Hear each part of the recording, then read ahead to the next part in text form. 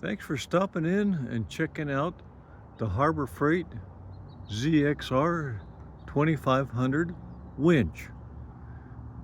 I mounted it on my headache rack. I made a couple pieces of angle iron to go across it, and it sits right on the headache rack. So that carries the weight. Then back up underneath on each side, I actually used the bolt that bolts the headache rack together to bolt the winch rack to it. Now the plate that's welded to the angle irons, I actually purchased at Harbor Freight with the winch. It was like $5 and something. What a deal! I mean, it's all your holes punched for you. I don't think you could buy a piece of steel and make one for that price. And you can see the other bolt on the other side holding it. Then inside the truck, we'll show you the inside, how I did the electrical. I wanted it, I didn't really want to wire it into the truck, so I have a jump start battery that I carry all the time anyway, in case I need to help somebody. So let's jump on into the inside of the truck.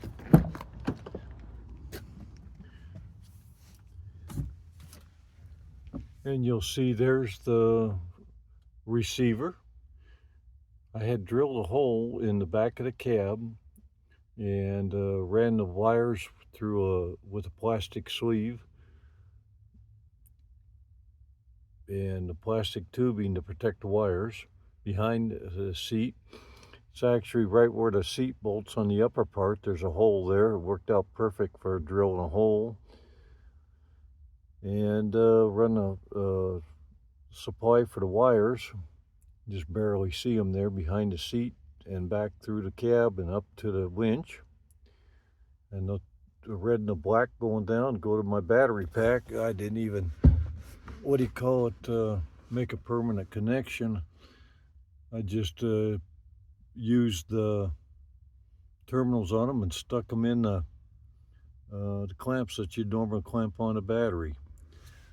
Now this little battery pack I got is not a very big one. I think it's a 750 amp.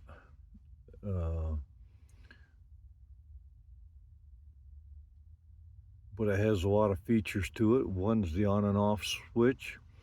And you notice that there's I can charge the battery just off of my little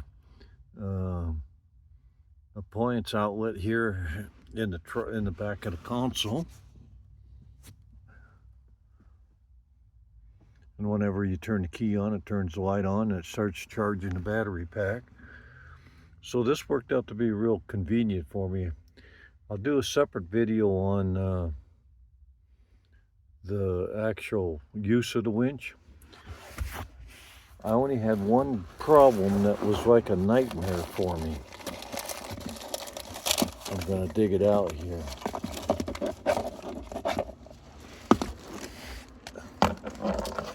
It was the remote.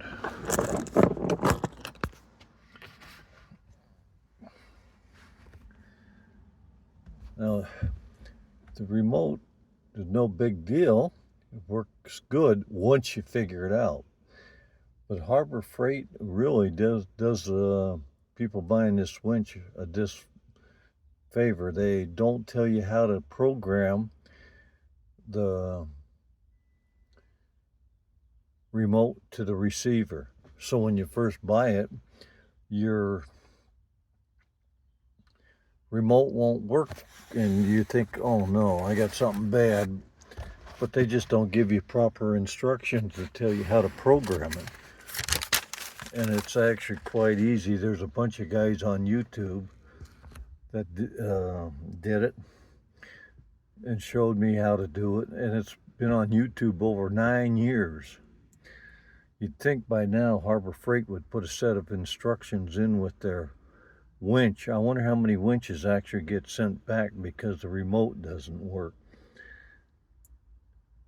But all you really have to do is you turn it on by pressing the center button.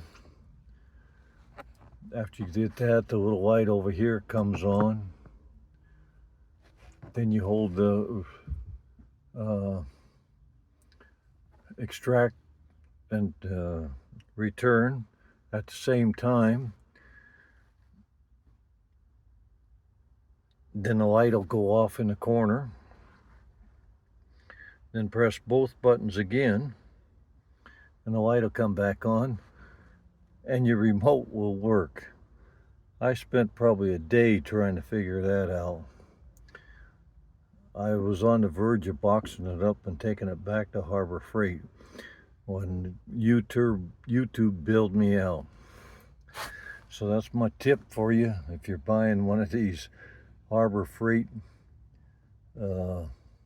winches. And when you get it out of the box, the remote doesn't work. You have to program it. Thanks for stopping in and checking out how Art did his winch. If you like these videos, please hit the like and subscribe button. Thanks for stopping in and enjoying my winch with me.